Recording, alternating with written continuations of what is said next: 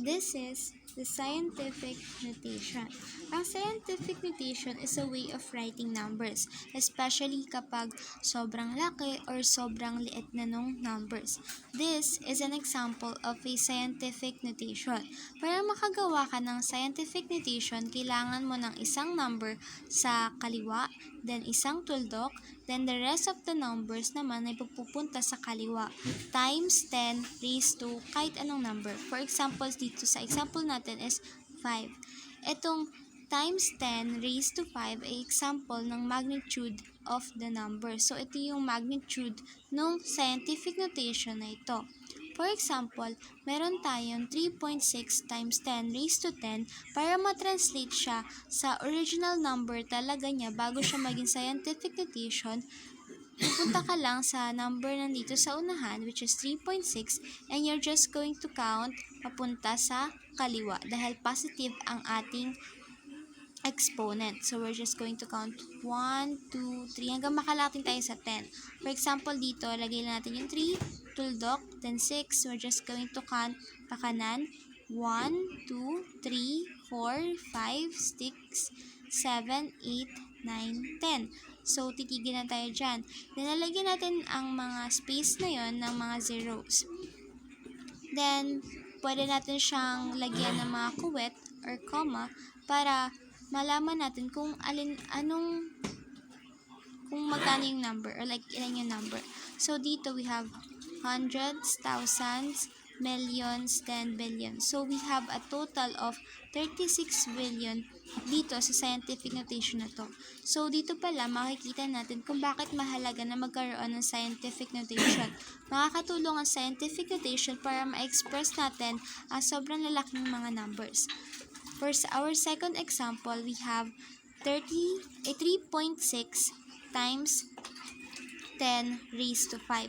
So, we're just going to write 3.6.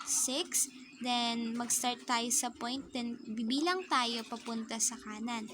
1, 2, 3, 4, 5. So, that is 5. Titigil na tayo dyan. And, lalagyan natin yung mga space ng tuldok. So, bilangin natin, we have 300,600. Ito naman, we have 3.6 times 10 raised to negative 5. Kapag naman negative ang ating exponent, imbes na mapunta sa kanan, pupunta tayo ngayon sa kaliwa. So, ang gagawin lang natin, isusulat natin yung number nandito sa unahan, which is 3.6. Then, gaya na ginawa natin sa positive exponent, ganun ang gagawin natin sa negative exponent, pero pa kaliwa naman.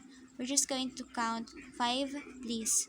1, 2, 3, 4, 5. Then, stop na tayo dito. Then, lalagyan natin yung mga spaces na yon ng 0. Then, makakabuo tayo ng ganitong number. 0.000036. Ito ang expression ng number na ito bago siya maging scientific notation. Dito naman, we have these numbers na express natin siya into scientific notation.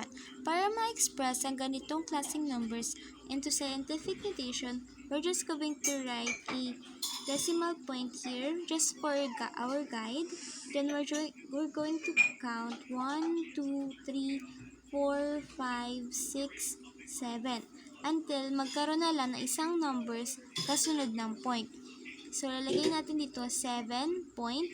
Then, yung kasunod na mga numbers, 32. Then, kung ilan yung binilang nating places, which is 7. So, lalagay natin ay 7.32 times 10 raised to 7.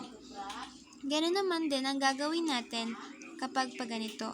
First, kukunin natin yung nasa dulo na numbers. Sulat natin siya, 53. Then, mag-iwan tayo dapat ng isang number bago magkaroon ng tuldok. And, for example, andito ang tuldok natin. Bibilang tayo pa kaliwa. 1, 2, 3, 4, 5, 6, 7, 8, 9. So, ang ating exponent ay 9. At dahil papunta tayo sa kaliwa, magiging negative ang ating exponent. So, meron tayong 5.3 times 10 raised to negative 9.